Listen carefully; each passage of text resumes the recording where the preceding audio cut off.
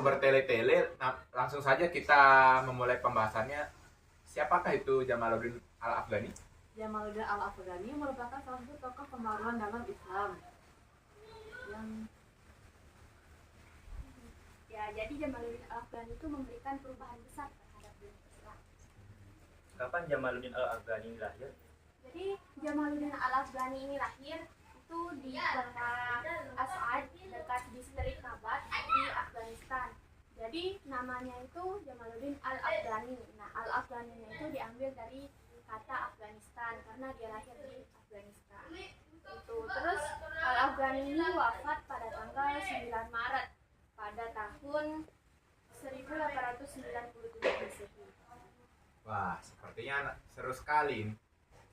Sebelum kita memulai pembahasan tentang perjalanan karirnya, kayaknya kurang pas kalau kita belum tahu siapa yang membesarkannya. Siapa, bisa disebutkan siapa nama orang tua dari Jamaluddin Al-Afghani? Oke, jadi nama ayahnya itu adalah Sayyid Sanad. Dia itu masih keluarga dari Ali bin Abi Thalib gitu. Terus dia ada punya gelar, nama gelarnya itu gelar Sadar Al-Husaini, yang berarti masih keturunan dari Husain. Gitu. Bagaimana perjalanan hidup Jamaluddin Al-Afghani dan apa saja kelebihannya? Jadi perjalanan hidupnya Masya Allah sekali ya. Jamaluddin Al-Afghani pada usia 12 tahun ia sudah mampu menghafalkan Al-Quran. Masya Allah. Kemudian pada masa remaja ia tuh banyak sekali menuntut ilmu. Banyak pelajaran-pelajaran yang dapat ia ambil selama masa remajanya. Ia gunakan untuk menuntut ilmu. Misalkan dia belajar ilmu kedokteran, filsafat, tasawuf, hukum, kedokteran, matematika, bahkan metafisik. Sungguh banyak kelebihannya. Apakah dengan kelebihan itu pastilah dia memiliki pengikut? Bisa saya mendapatkan jawaban siapakah saja pengikut dari Jamaluddin Al-Afghani? Pengikutnya antara lain itu Muhammad Abduh, Abdullah Nadim Sa'ad, Salul, dan Yakub Sanum. Nah, pada saat itu Jamaluddin Al-Afghani berhasil menggulingkan Raja Mesir yaitu Khedive Ismail. Nah, namun ia diusir oleh penguasa yang baru. Kemudian Jamaluddin Al-Afghani beserta muridnya itu pergi ke Paris bersama Muhammad Abduh, dan di sana ia menerbitkan majalah bernama Al-Urwah Al-Wusqa. Selain itu juga tadi ada kelebihan-kelebihan lain yang dipelajari waktu remaja, kan dia menekuni banyak sekali pelajaran. Terus pada tahun 1870 yaitu sempat menerbitkan surat kabar dan menyebarkan syiar Islam melalui ceramah-ceramah beliau. Kemudian pada tahun 1871 hingga 1879 beliau menetap di Mesir dan menjadi salah satu perdana menteri di sana, yaitu diangkat oleh Muhammad Azam. Terus pada tahun 1867 ia menjadi penasehat dari Syekh Ali Khan di Afghanistan. Selain itu juga Jamaluddin Al-Afghani ini punya banyak kelebihan, seperti yaitu bisa dan mahir menggunakan bahasa asing. Banyak sekali bahasa asing yang bisa ia gunakan dalam kehidupan sehari-hari, misalnya bahasa Arab, bahasa Perancis, terus bahasa Persia, Rusia, Turki, bahkan bahasa Inggris. Ia sangat jago menggunakannya. Oleh sebab itu pengikutnya jadi banyak. Seperti salah satunya murid yang terkenal itu Muhammad Abduh. Masya Allah. Apa yang melatar belakangi Jamaluddin Al-Afghani itu melakukan pembaruan? Oke, jadi begini. Jamaluddin Al-Afghani ini orangnya itu sangat peka terhadap lingkungan. Jadi pada saat itu ia menyadari bahwa kondisi Islam pada saat itu masih sangat lemah pada bidang politik dan militer. Selain itu juga pada masa itu banyak perpecahan atau kurangnya persatuan di kalangan umat muslim. Jadi karena hal-hal tersebut hal itu menyebabkan Jamaluddin Al-Afghani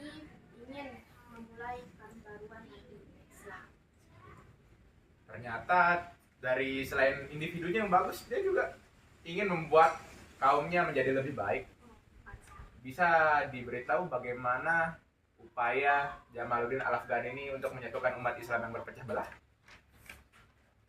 Nah, yang pertama tuh langkah awalnya merupakan setiap individu diberikan penyadaran tentang pentingnya kesatuan pendapat.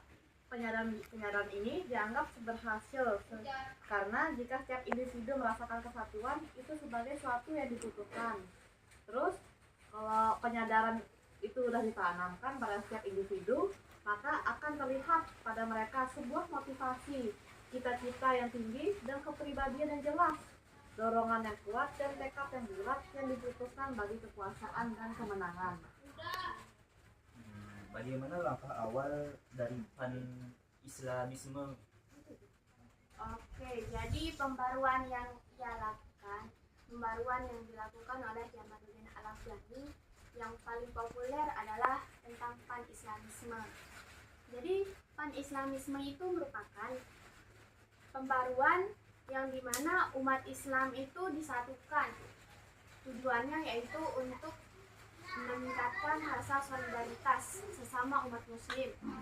Selain itu juga Jamaluddin Al-Afghani ini menerapkan sistem pan-Islamisme ini untuk menghidupkan pembaruan Islam dan prinsip-prinsip Islam yang sudah dilalaikan.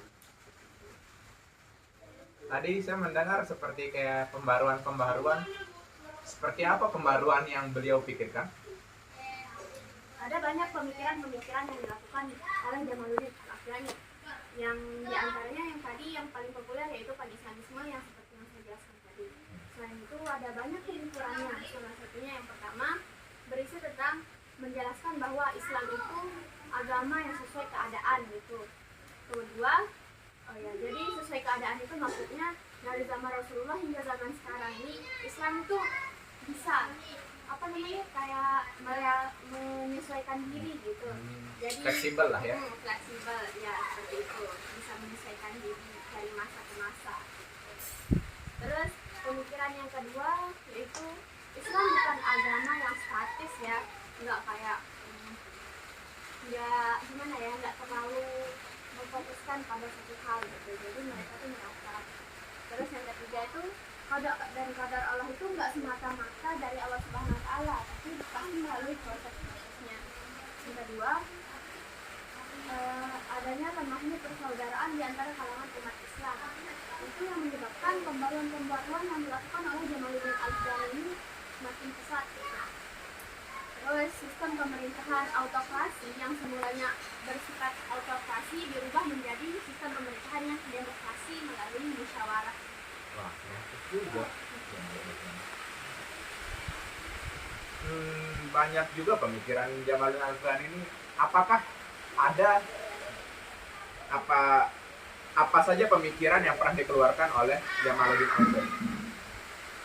Oke, selain yang tadi itu pemikirannya itu umat Islam di berbagai negara itu harus membangun semangat nasionalis. Tentu saja semangat nasionalis ini sangat diperlukan untuk mengusir penjajah pada masa itu yang ingin menghancurkan umat Islam. Masya Allah, Jamaluddin Al-Afghani. Wah, sepertinya kalau kita membahas Jamaluddin Al-Afghani tidak akan ada habis-habisnya, dari biografinya, dari upayanya, dan dari pemikirannya. Namun apakah beliau memiliki sebuah karya? Tentu saja Jamaluddin Al-Afghani ini memiliki karya. Selain memiliki karya kan Jamaluddin Al-Afghani ini merupakan seorang penulis. Ya banyak sekali menulis buku, salah satunya itu ada buku yang berjudul Berlima ya Ulil Muslimin. Jadi buku itu berisi tentang seluruh kelemahan umat Islam. Kenapa dia tulis buku ini? Gunanya yaitu untuk mencegah umat Islam terpecah belah gitu. Jadi kalau umat Islam sendiri tahu apa kelemahannya, jadi ia berusaha untuk menghindari hal tersebut gitu. Selain itu ada Arad ala Ad-Dahriyah. Isinya itu tentang kaum materialis atau kolonialisme. Kemudian ada dia al-Hafizun, yaitu merupakan buku yang berisi tentang cahaya dari penjuru negara. Seperti itu. Ya, sampailah kita di penghujung pertanyaan, dan pada akhirnya in the end of the day, hal yang bisa kita pelajari adalah bahwa Jamaluddin Al-Afghani ini berperan penting dalam dunia Islam. Ada banyak hikmah yang bisa kita pelajari dari beliau. Salah satunya, kita sebagai generasi penerus bangsa harus memiliki semangat solidaritas yang tinggi. Izinkanlah saya untuk berterima kasih kepada pemirsa yang telah meluangkan waktu untuk menonton podcast ini. Kami juga berterima kasih pula kepada Bu Mariani SPDI selaku guru pembimbing mata pelajaran Sejarah Kebudayaan Islam dan telah mengarahkan proses berlangsungnya podcast ini. Kami juga berterima kasih kepada narasumber yang sudah bersedia untuk mengisi materi kami. Dan kami pun berterima kasih kepada tim seperti kameramen, editor, dan sutradara. Langit sore ini sepertinya hujan. Sepertinya sepertinya pantun. Langit sore diselimuti hujan, tak lupa minum es dengan biji selasih. Mohon maaf atas kekurangan, cukup sekian dan terima kasih. Wassalamualaikum warahmatullahi wabarakatuh.